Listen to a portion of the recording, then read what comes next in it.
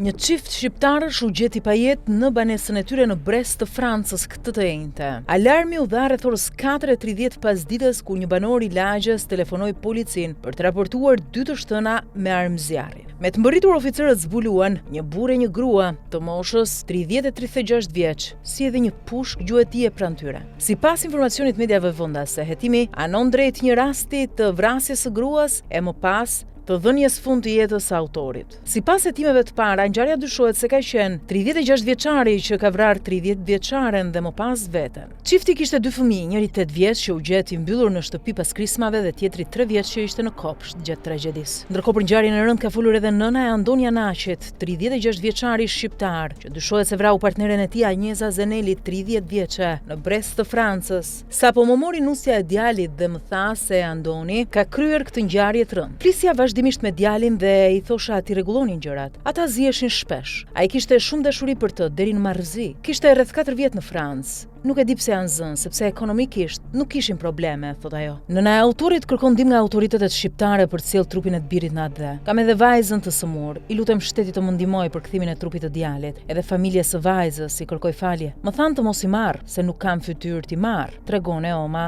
e të ndjerit. Ngjarja e rëndë ndodhi të njëjtën kur sipas mediave franceze ishte një banor i lagjes që njoftoi policin pasi dëgjoi të shtënat në adresën e caktuar. Pasi mbërritën në vend ngjarje, forcat e rendit gjetën trupat e pajet të çiftit me origjinë nga Korça.